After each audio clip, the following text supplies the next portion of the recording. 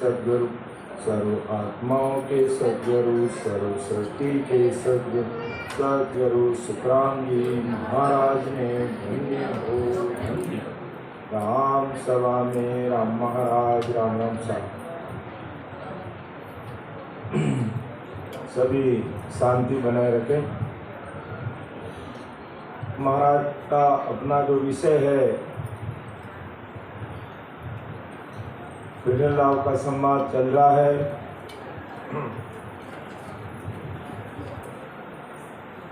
विठल राव को महाराज बहुत ही अच्छे से समझाया और आज महाराज हम सब भाई बहनों को समझाने जा रहे हैं।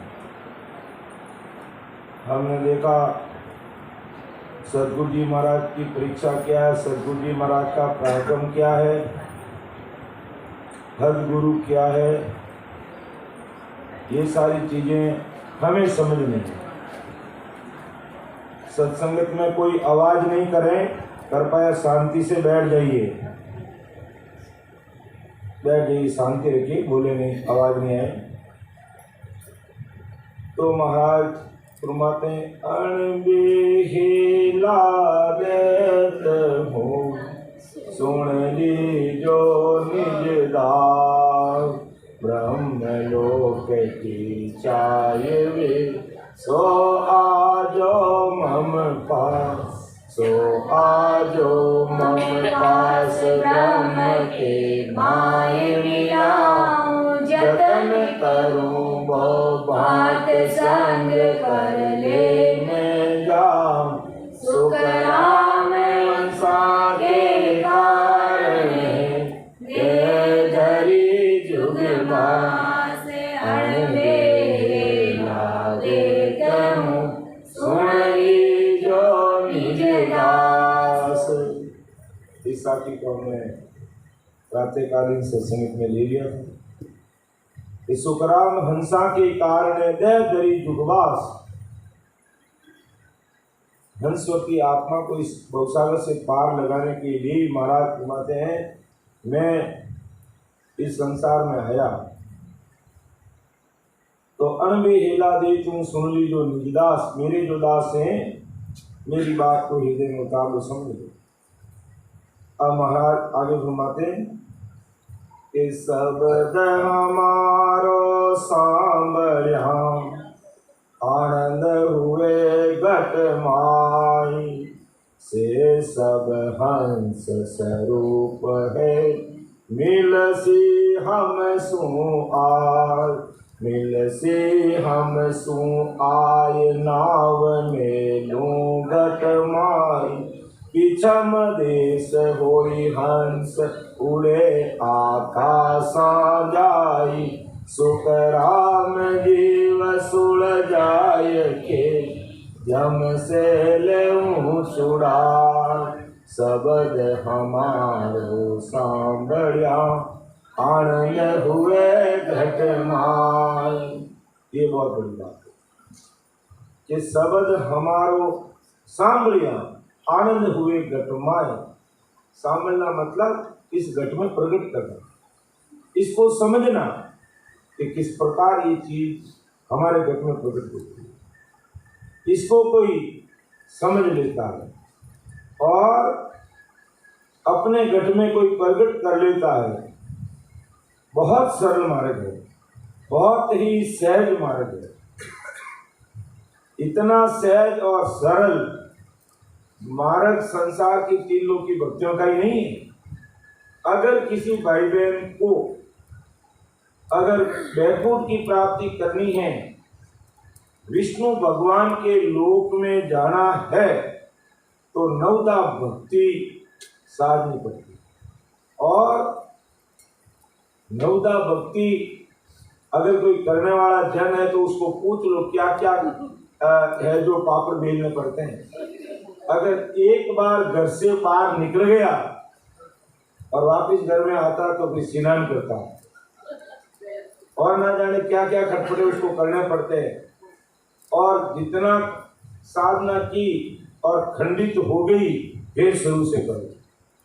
और फिर परिणाम क्या वैकुंठ में भी 4 प्रकार की मुक्ति है कि एक तो वो वैकुंठ में पहुंच जाता है, एक भी वैकुंठ में जो विष्णु भगवान की सभा उसमें बैठ जाता है, तीसरा है जो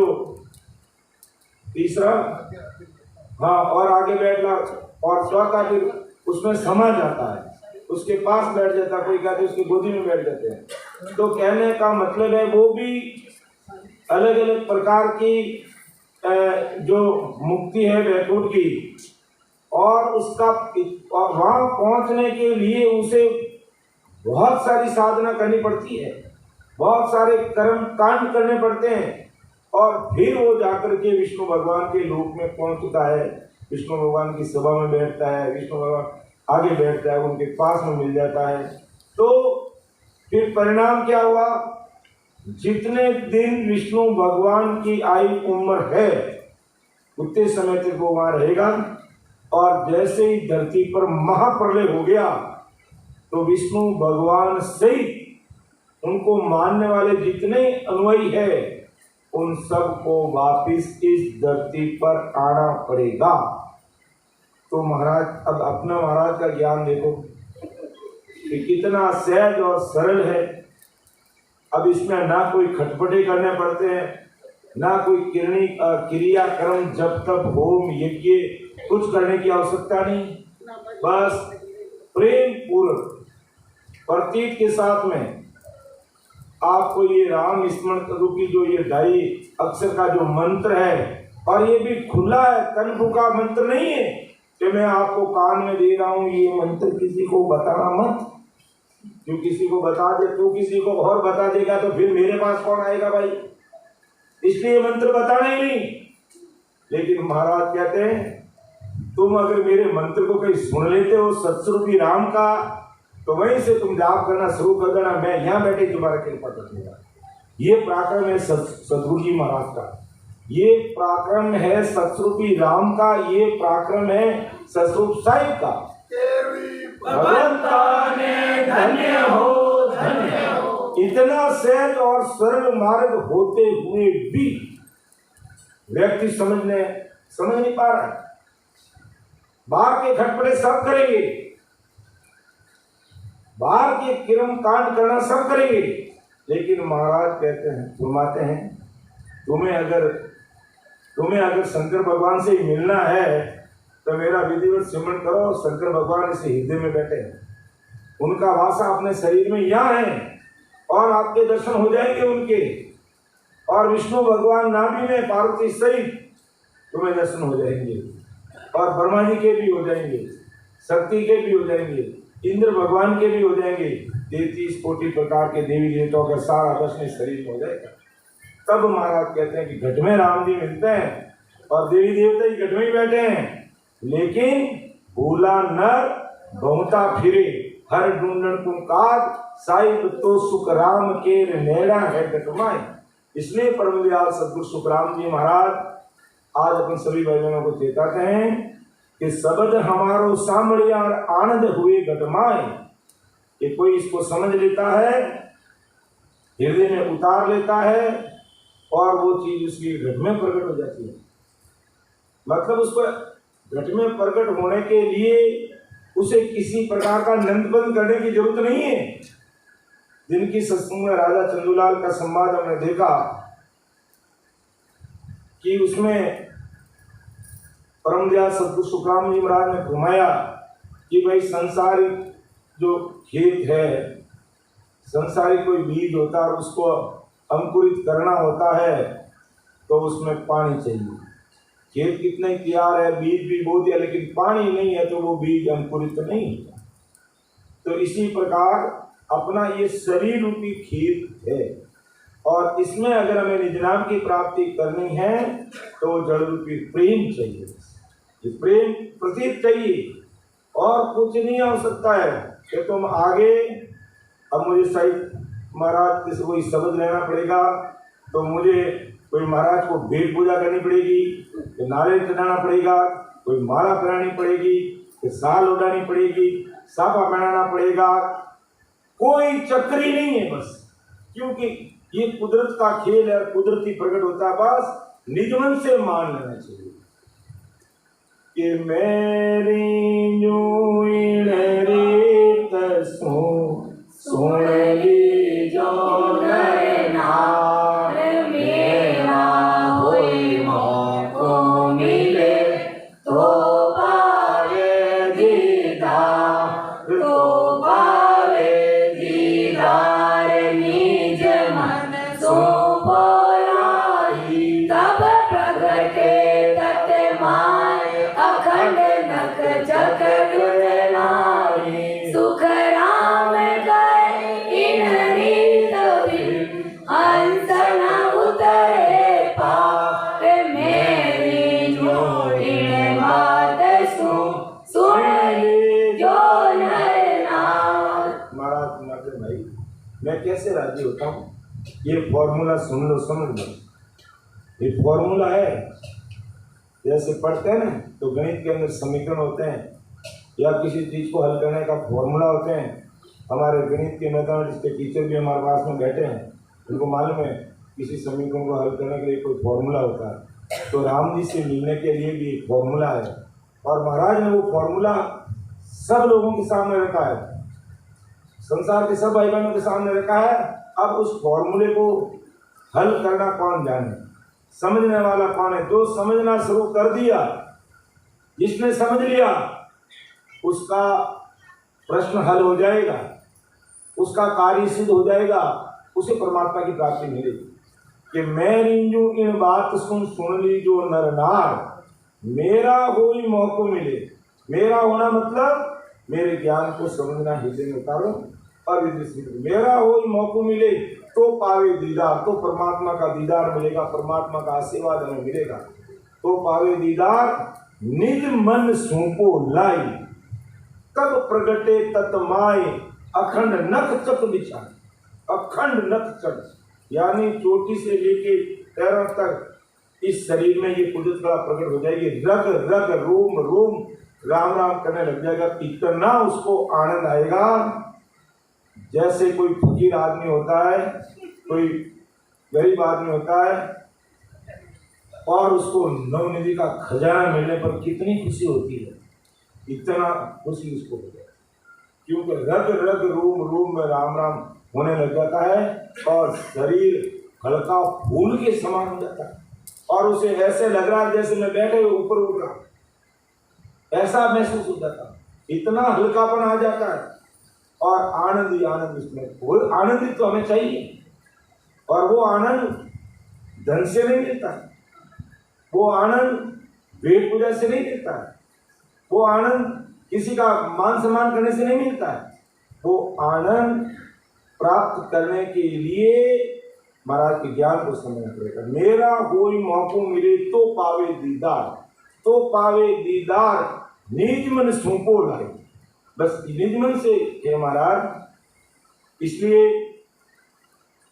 सीधा सबसे पहले अगर कोई नया भाई बहन होता है कि मुझे तो महाराज का ज्ञान धारण करना है, तो सबसे पहले हमें यही अरदास करनी है कि परम दयाल अनंत सुख सम्राट आदि सदगुरु, सर्व आत्माओं के सदगुरु, सर्व सृष्टि के सदगुरु, सदगुरु सुखराम जी महाराज, आज से ये जीव आपकी शरणागत है और आज दिन तक मेरे से कोई भूल गुने जाने अनजाने मुझे माफ करें।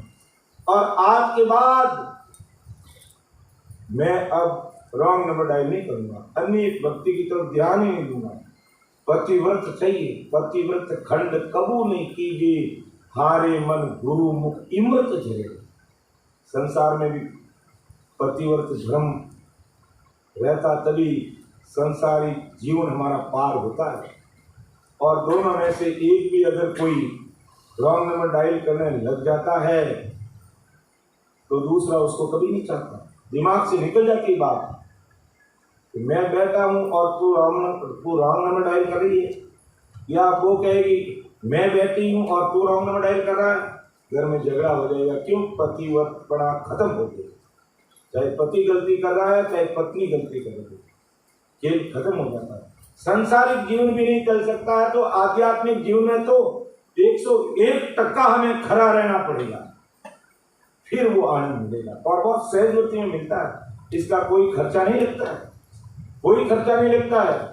आप लोग सोचते होंगे कि हम जोधपुर से यहाँ आए हैं और 4-5 दिन यहाँ सत्संग करते हैं, हमें कोई भेंट पूजा या चाहिए क्या? भेंट पूजा तय करी हमने, भाई देखो हम 4-5 दिन यहाँ सत्संग करते हैं, हमें इतनी तो भेंट पूजा देनी पड़ेगी। मैं आपको स्पष्ट शब्दों में कहता हूँ, किसी प्रकार की हमें भेंट पूजा नहीं चाहिए, हमें सब आपका भाव चाहिए। ये निस्वार्थ निःशुल्क सेवा है, किसी प्रकार की भेंट पूजा की आवश्यकता नहीं कि मुझे यहाँ आया तो मुझे ये दो और वो दो, कुछ भी नहीं। निःशुल्क सेवा। 100 रुपये यहाँ रखा मैंने, उसको भी मना किया। ये हमारे महाराज के ज्ञान में, महाराज को कहाँ लक्ष्मी की यहाँ जरूरत है भाई? कि असल जोगी टुकड़ा मांगे और सकल को त्याग। अगर वास्तव, हालांकि अपन तो गर्भस्थी है तो हमें संसारिक धन की भी आवश्यकता है, लेकिन ये रूप नहीं। हम पेट की भी करते हैं, जेठ की भी करते हैं। और जितने भी मानपुर संजन हुए, आदि सदगुरु सुखराम जी महाराज भी हुए, गुजरात से गेहूं लाते, बेचते, गर्भस्थी चलाते, श्रीमंत किया और आज पूरी दुनिया याद कर रही है। तो पेट की भी करना है, जेठ की भी करना है। भेंट पूजा पर आधारित रह गए, माया लूट लेगी। इसलिए जो हमारे कम से कम शत्रु भी संजन है और उन्होंने मान लो पूरे गुरु कार्य के लिए लगे, गर्भस्थी छोड़ दी, तो ठीक है, आप भूखे हो तो भोजन कर लो, आपके कपड़े नहीं है तो कपड़े करा देते हैं, आपके आने जाने का किराया नहीं तो ले लीजिए। बाकी मतलब बिना मतलब की भेंट पूजा करके उन संतों का भी बिगाड़ा करना है। और ऐसा ऐसा बिगाड़ा हो रहा है जो अपन से छिपावा नहीं है, लोगों को पता ही नहीं था हमारे पास में कितनी माया है, और वो सिर्फ भेंट पूजा के द्वारा, जिससे उसे कोई लेना देना ही नहीं। और वे त्यागी बैरागी महात्मा कहलाते हैं। कहीं के त्यागी बैरागी महात्मा भाई? इसलिए सावधान रहना हमेशा। जैसे यहाँ रखा ना किसने 100 रुपये लाके, कभी भी अपने इस गुरु ज्ञान में इनकी आवश्यकता नहीं है।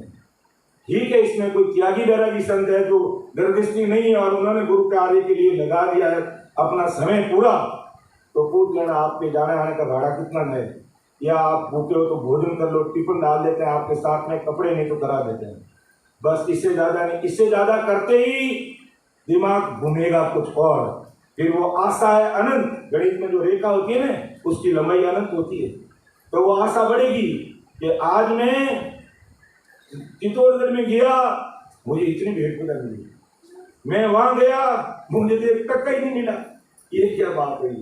तो संतों का दिमाग खराब होता है इससे। और वास्तव में जो संत होते हैं उनको इसकी जरूरत नहीं है, पेट की भी करो और ठेठ की भी करो, हमारा गुरु ज्ञान यही है। और जितने भी गृहस्थी संत हुए हमारे रामशनी संप्रदाय में, चाहे संतदास जी महाराज हुए, गृहस्थी संत हुए, प्रेमदास जी महाराज गृहस्थी में नहीं थे, गृहस्थी में आ गए, दरियाव जी महाराज गृहस्थी थे और किशनदास जी महाराज गृहस्थी में। और किशनदास जी महाराज की अगर विशेषता सुने तो वो जात के मेघवाड़ थे, जाति से कोई लेना नहीं, संतों की कोई जाति नहीं होती है। वो ये अपने जो रेजा का काम करते, कपड़े बनाने के लिए, जो हमारे वहाँ उधर बोलते हैं अडाटा कहते हैं, अडाटा यूँ समझ लो, चादर बनाते हैं, ऐसा समझ लो। हमारे उधर बोलते हैं अडाटा, कमला भाई कहा कि अडाटा ही बोलता। ये हमारे बड़े सिस्टर हैं, इनको पता है, और भक्ति में इतना इनका भाव मेरे मुँह से नहीं कहना चाहिए बस। तो वो बनाते और 75% कमा करके घरवाली को दे देते और 25% उस समय दरियाव जी महाराज के समय, और दरियाव जी महाराज सुखराम जी महाराज के 50 साल पहले आए और उसके बाद में किशनदास जी महाराज हुए। उस समय आप 25% अपनी कमाई का परमार्थ में लगा देते। किशनदास जी महाराज हाथ से काम करने वाले, 75% घर परिवार के लिए और 25% कमाया हुआ अपना धन परमार्थ में लगाते। तो पेट की भी की, ठेठ की और आज अपन हमेशा याद करते हैं। इसलिए ऐसे संतों को याद करते हैं कि सदगुरु दरियाव जी महाराज को धन्य हो, सदगुरु किशनदास जी महाराज को धन्य हो, सदगुरु राघोदास जी महाराज को धन्य हो, सदगुरु सुखसान जी महाराज को धन्य हो, सदगुरु साहिब जी महाराज को धन्य हो, सदगुरु रामचंद्र जी महाराज को धन्य हो। ये सब गृहस्थी संत हुए और सब केवली महापुरुष हुए और भक्ति भजन करने वाले हुए, इसलिए हम उन्हें याद करते हैं, बाकी ऐसे थोड़ी याद करते हैं। तो आज उन्होंने अपना पेट का भी किया और खेत का भी किया, तब आज याद करते हैं। वही हमें करना है, हमें करना है, यही हमें करना, अपना पेट भराई भी करनी है, साथ में अपना काम भी करना। तो परम दयाल अनंत सुख सम्राट आदि सदगुरु, सर्व आत्माओं के सदगुरु, सर्व सृष्टि के सदगुरु सुखराम जी महाराज फरमाते हैं कि बंदा सदद हमारो सांभलिया आनंद हुई घटमाए। फॉर्मूला बता दिया कि मैं इन बात सुन लीजो नर नाम, मेरा कोई मौको मिले तो पावे दीदार। मेरा होकर के, पूरा समर्पित होकर के, मेरे से अगर कोई मेरे ज्ञान को दान करके भक्ति में लगता तो पावे दीदार, तो परमात्मा का दीदार मिलेगा हमें। निज मन सुंको लाई तब प्रगटे तत्माय अखंड नक चक बिछाई। पूरे शरीर में वो चीज प्रकट होगी, और जब वो चीज आएगी तो आपको वाकई लगेगा, ऐसा नहीं कि हम ऐसे ही बोल रहे हैं, वास्तव में अपना आप को लगेगा कि मुझे कोई चीज मिली है जो आज दिन तक नहीं मिली, आज दिन तक नहीं मिली। तो अभी जैसे हमारे बीच में विराजमान है हमारे परम आदरणीय डूंगर जी भाई साहब हैं, ये भी महाराज की रामसनी भाई बहन है वर्षों से, लेकिन पिछले 6 महीनों में इन्होंने भी रॉन्ग नंबर डायल करना शुरू कर दिया। मैं इनके सामने कहता हूँ और इन्होंने भी स्वीकार किया, इसलिए कह रहा हूँ, बाकी नहीं कहता हूँ। इन्होंने रॉन्ग नंबर डायल करना शुरू कर दिया, कहीं और मार्ग पकड़ लिया, लेकिन महाराज अपने बीच की लाज रखते कि मेरा भगत है और राम राम करने वाला है, और ये भी अगर अन्य मार्ग पे जा रहा है जहां पर जो चीज मिलनी है वो नहीं मिलेगी तो मेरा गिरज जाएगा। इसलिए महाराज की विशेष कृपा हुई, किसी सत्संगत में निज नाम की प्राप्ति इनको हुई, खुद के घर में प्रकट हुई। तो ये प्रैक्टिकल चीज है, लेकिन उसके लिए हमें अपना निजमन देना होगा। हमें राम जी महाराज की कृपा, आप ही हमारे जैसे तो संसार में कई आए और कई चले गए, लेकिन कृपा सब आदि सदगुरु सुखराम जी महाराज की है। उनकी सका कुदरत से प्रकट की है, सारा क्रेडिट महाराज को जाता है। हालांकि आज हमारे परम आदरणीय मोहन साहब, पूरा परिवार, सब रामसनी भाई बहनों की सेवा में लगे हुए हैं, तन मन से सेवा कर रहे हैं और पैरों पे खड़े हैं, सबको एक एक को पूछते हैं। महाराज की भारी विशेष कृपा है, तो भी अपन यही मानते हैं कि इनको निमित्त बनाया है, लेकिन करने कराने वाले ससुर साई राम जी महाराज है। तो महाराज ये कहते हैं निजमन दिया और मेरे शब्द को समझ लिया और हृदय में उतार दिया तो आनंद हुए घटमाए। इस घट में आनंद, अभार आनंद आएगा जिसका कोई वार पार नहीं है। बाकी अपन कितने जप तप कर लो, चाहे कितने करनी कर्म कर लो, अपन करेंगे तब तक वो फल की प्राप्ति मिलेगी, उसके बाद में फिर जीरो। आज कुंडली जागृत करके प्रकुटी में जाते हैं, कई वर्षों तक सांसा को खींच के बैठ जाते हैं, तो जब तक वो है वहाँ, लेकिन एक दिन उसको भी काल पकड़ देगा। जैसे दिन में प्रसंग आया था, हमारे रामानंद जी ने बताया कि भी मुक्ताबाई से वो मिलने के लिए सिद्ध था, वो सिद्ध राजा नहीं था, तो राजा नहीं था रामानंद जी, वो सिद्ध था, सिद्धय हासिल किए था। और कितनी उनके पास सिद्धि थी कि वो जीवित शेर के ऊपर बैठा है। कोई बिना सिद्धि और करामात कौन शेर के ऊपर बैठ सकता है? शेर एक झटके में कंठ पकड़ता है यहाँ से और चारों पैरों के बीच में डाल करके घसीट के ले जाता है, और जब तक सांस आने निकलती तब तक छोड़ता नहीं है। लेकिन सिद्धि से उसको वश में कर लिया। और ताजना है जो मारने का, वो सर्प है, बड़ा कोबरा जहरीला सांप उसके हाथ में रहता है, उसको भी वश में कर लिया। वो भी नहीं खाता, वो भी नहीं डरता, और फिर शेर पे बैठ के सवारी करता है।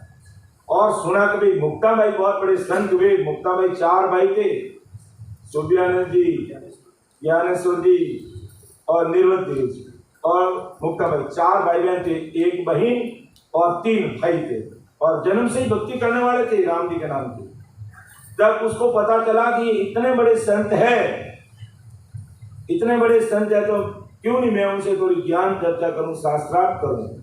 लेटर लिखा, लेटर लिख के भेजा भाई अपने शिष्य के साथ में, अपने शिष्य के साथ में कि जाओ, शिष्य के साथ में भेजा कि जाओ मुक्ताबाई को दे दो, मैं आपसे बात करना चाहता हूँ। जैसे हमारे रामानंद जी ने थोड़ी छोटी भाषा का प्रयोग किया, चेले चपटी, चेले चपाटी, हमें अच्छी भाषा का प्रयोग करना चाहिए। नया नया प्रयास है, मैं रामानंद जी को ओल्ड वार्निंग दे रहा हूँ लेकिन सुधार की बात कहता हूँ। सभी अपन को इस कभी भी किसी के भी प्रति हमें छोटे शब्दों का प्रयोग नहीं करना है, आदर्शसूचक शब्दों का प्रयोग करना है। तो है जो वो जब चांगड़ देव का सिख मुक्ताबाई के पास लेटर लेके आता है कि मुक्ताबाई जी हमारे गुरु महाराज ने आपको ये पत्र दिया, थोड़ा पढ़ लीजिए। तो कहा भाई पत्र दो मेरे हाथ में। मुक्ताबाई ने देखा भाई ये पत्र तो बिल्कुल कोरा है भाई, इसमें तो कुछ भी नहीं लिखा है, तो मुझे लगता है तेरे गुरु महाराज भी कोरे ही है, उसके पास तो कोई ज्ञान नहीं है। क्यों? वो तो राम नाम के लेवाली संजन थे और वो सिद्ध थे, कैसे तुलना हो सकती है? जो उसने लेटर लिखा वैसा का वैसा कोरा रहे और चर्चा करना चाहता है। मुक्ताबाई कच्ची दीवार पे बैठ करके पुराने जमाने में कहाँ पर ये ब्रश थे, कहाँ ये कॉलगेट, कहाँ वो दंत मंजनन, कहाँ ये दंत क्रांति, कहाँ थे ये केस क्रांति, दंत क्रांति, कहाँ थे? कुछ भी नहीं था। भाई जी बैठे बैठे सवेरे ये कच्ची दीवार है, उस रेत से अंगुली से वो मुंह में डाल के वो रेत लगा करके दांतों को साफ कर रहे थे। तो कहा कि अच्छा मेरे से वो बात करना चाहता है चांगड़ देव, चल मैं चलती हूँ। तो कहा चल सपील साहिब की माया, चांगड़ देव चलन मिलने को आया। तो वो जो कच्ची दीवार थी वो रेलगाड़ी की तरह जा रही है, सर सर सर। चांगड़ देव ने कहा कि ये कौन सी रेलगाड़ी आ गई भाई, ये ऐसी कैसी रेलगाड़ी? अब ये उसने वो विचार में पड़ गया भाई जी महाराज को देखते, क्यों मैंने तो जीवित जीवों को मेरी हृदय से वश में कर रखा है, लेकिन ये निर्जीव वस्तु है। ये राम जी के ससुर भी राम का पराक्रम है।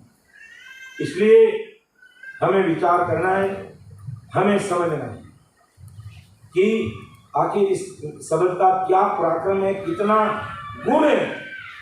देखो एक प्रसंग और याद आ गया। दादू जी महाराज जब सहशरीर थे और उस समय कहते कोई शायद औरंगजेब भी था या कोई मुगल बादशाह था, तो उस समय जो भी दादू जी महाराज की सत्संग में जाते, राम नाम की भक्ति करते, तो लोगों ने कहा, मुगल बादशाह को कहा कि भाई आपके राज में ये राम नाम की भक्ति कर रहे हैं, राम राम कर रहे हैं, इसलिए आप एक ऐसा फरमान निकाल दो कि दादू जी महाराज की सत्संगत में कोई भी जाएगा उसको दंड भरना होगा, पेनल्टी लगेगी, फीस लगेगी, रुपये लगेंगे। तो कहते हैं जो राम नाम का जिसको विश्वास और जिसके गट में निज नाम, वो किसी से डरते नहीं, राम जी के नाम में लगे। और जो लोग नई सत्संग में जाने वाले थे वो भी दादू जी महाराज की संगत में जाने लगे, तो खूब सारे लोग सत्संग करने लगे, पहले से ही ज्यादा सत्संग में लगे। तो लोगों ने कहा और जाकर के उस शासक को कहा कि वो महाराज आपके आदेश की अवहेलना हो रही है। कि क्या हुआ कि आपने फरमान निकाला कि दादू जी महाराज की संगत में कोई नहीं जाएगा, सब जा रहे हैं, आप उसको सजा दीजिए, दंड दीजिए। तो दादू जी महाराज को और पूरी मंडली को वह राज दरबार में पेश होने के लिए कह दिया और सब राम राम करते हुए राज दरबार में वहां गए। और उस मुगल शासक ने कहा, क्या मेरा आदेश आपको पता नहीं है? राम जी के नाम का पराक्रम की बात बता रहा हूं मैं। मेरे आदेश आपको पता नहीं है? क्यों महाराज? अच्छी तरह से पता है, तो फिर मेरी आज्ञा का उल्लंघन क्यों कर रहे हो? कहा महाराज कहाँ करें, करे उन्हें? तो दादू जी महाराज ने कहा महाराज एक बार आपने जो फरमान निकाला उसको पढ़ के सुना दीजिए। कहा आपने जो फरमान फरमाया लिखा है उसको पढ़ के सुनाइए। अब वो मुगल शासक पढ़ रहा है, जो दादू जी महाराज की सत्संगत में नहीं जाएगा उसको दंड भरना होगा। धन्य हो धन्य। ये हकीकत बात है, कोई मनगढ़ंत कथा कहानी नहीं है ये। तो ये नाम का पराक्रम है। दादू जी महाराज के पास में कोई सीधा ही नहीं थी, कोई गोटा नहीं घुमाया उन्होंने, या ऐसा कोई जंतर मंत्र जादू टोना नहीं किया। केवल निज नाम की भक्ति थी। जो आज अपन राम राम भक्ति कर रहे हैं, ये ससुरी राम जी की भक्ति दादू जी महाराज के पास थी। तो इस कारण से सबको भरे दरबार में उस मुगल शासक को शर्मिंदा होना पड़ा। क्यों? कि राम नाम लेने वालों की कभी संसार में हार नहीं होती है, लेकिन विश्वास और दृढ़ता और पक्का रहना पड़ता है, बस खड़ा। यही बात वैसे पतिव्रत खंड कबू नहीं कीजिए, बस पतिव्रतपना पूरा होना चाहिए भक्ति मार्ग में। मैं तो कहूँ आप लोगों में से कोई 3 लोगों की भक्ति करने वाले हैं, आपकी मर्जी की बात है, लेकिन उसमें भी पतिव्रता चाहिए, तब वो 3 लोगों की भक्ति भी पड़ेगी, नहीं तो वो भी नहीं पड़ेगी। और ससरूप साहिब की भक्ति में तो किस बराबर आतर हो जे हंस राखे को, तो आखिर पाना बने ऐसी कुदरत हो, ऐसी कुदरत हो। निज मन माने नाई कपट लिया आदीन ताए घर जागे नाई। सुख राम कहे पच पच मरो गर्ज सरे नहीं को, केस बराबर आतरो जे हंस राखे कोई। तो कितनी बड़ी बात महाराज सुनाते हैं कि शब्द हमारो सा। तो अपन बात करे थे मुक्ताबाई की और चांगल देव की। तो मुक्ताबाई चांगल देव के सामने जाते ही वो थर थर थर थर कांपने लगे। जो ये क्या रचना, ये कौन सी गाड़ी है भाई, ये कौन से मॉडल की गाड़ी है? इसके कोई नंबर नहीं, कोई लाइटें नहीं, कोई हॉर्न नहीं, कोई स्टीयरिंग नहीं, और फिर धड़ाधड़ चल रही है, और उसके लिए रोड की जरूरत नहीं, कुछ जरूरत नहीं, जैसा वो चल रही है। तो उसने कहा, भाई जी महाराज का हे, फिर उसको कहा हे कंगला, फिर उसके शिष्य को नहीं कहा, उस खुद को कहा, एक कंगला, इन जानवरों को बस में करके क्यों इनको बेमौत मार रहा है तू? हैं? सीधे हासिल कर ली, उम्र बढ़ा ली, लेकिन इसे होगा क्या? आखिर तुझे मरना पड़ेगा। अच्छा है समय रहते तेरी ये सीधाएं हैं, इन सबको एक कुएं में डाल दे और सीधी सड़क पकड़ ले राम जी के नाम की, तेरा उद्धार हो जाएगा, वरना नरक में जाना तो तेरा निश्चित है। जितने भी ये जो सिद्ध होते हैं ना, वो कभी उनका भला नहीं होता, सब नरक में जाते हैं। अब क्या वो सिद्ध पुरुष है नरक में कैसे जाएंगे? क्योंकि एक का भला करते हैं, एक का बुरा करते हैं। मैंने जाके कह दिया महाराज मेरे पड़ोसी के घर के आगे खड्डा खुद जाना चाहिए, सदाश तू जा हो जाएगा। अब सवेरे सवेरे बेचारा पड़ोसी वो खड्डे में पड़ के मर गया हो। अब एक का भला हुआ, एक का बुरा हुआ, तो फिर कौन सा न्याय की बात हुई भी? क्या ऐसे लोग एक को मारते हैं, एक को ताड़ते हैं, क्या वो स्वर्ग में भी जाएंगे? क्या कहीं नहीं जाएंगे, नरक में जाएंगे। जमदूतों के इतने भारी जूते पड़ेंगे जो याद करेंगे। इसलिए महाराज समझाते हैं कि बिल्कुल सहज सरल महाराज का मार्ग है, किसी प्रकार का आडंबर नहीं, किसी प्रकार का दिखावा नहीं, किसी प्रकार का ढोंग नहीं, बिल्कुल क्लियर कट बात है। और जितने भी महापुरुष संजन हुए गृहस्थी में रह करके अपने पेट भरे का काम भी किया और इस ससुर राम जी की भक्ति करके जीते जीते इसकी प्राप्ति की है। और वो बात आज महाराज जब भिड़ालाल को समझा रहे थे उस समय, आज हमें कह रहे हैं कि शब्द हमारा सांभया आनंद हुए घटवाई। से सब हंस स्वरूप है, मिल से हम सो आए। सब हंस स्वरूपी है, जिनके गट में शब्द की प्राप्ति होगी है वे सब हंस स्वरूपी है। और मिल से हम सो आए अर्थात मेरे से मिलेंगे, अर्थात सतगुरु राम जी से मिलेंगे, परमात्मा के देश की प्राप्ति करेंगे। जिन्होंने इस शब्द को समझा, हृदय में उतारा, यदि वो सिमरण किया, उसका कार्य होगा। वे सब हंसवती आत्मा है। मिलसी हमसो आई, मिलसी हमसो आई नाव मेनू गटमाई। जिन्होंने विश्वास कर लिया मेरे नाम पर, उनके गट में मैं ये नाव मेल दूंगा। यानी ब्रह्म बैराज से कह दो, अमर लोक से कह दो, सस्वरूप साहिब के देश से कह दो, वो सता आकर के उसके घर में प्रकट हो जाएगी। और पीछम देश होई हंस उड़ आकाश आ जाए। यानी ये संतनाड़ का रास्ता है और कंठ कमल पर वो सता प्रकट होती है। तो कंठ कमल से फिर वो हृदय में हमें आनंद आएगा। उसके बाद में मध्य सुन जो अपनी कुंपली जिसे बोलते हैं, इसके बाद में नाभि में, फिर ब्रह्मा जी का स्थान बुद्धाघाट होते हुए, बंकनाड़ को खोलते हुए, 21 युगों को पार करते हुए, मेरुदंड पर आते हुए, ईड़ा पिंगला सुखना जाकर उनकी त्रिपुटी में आएंगे और इसके आगे 3 ब्रह्म के 13 लोगों को पार करते हुए देश में जाएगा। लेकिन किसके?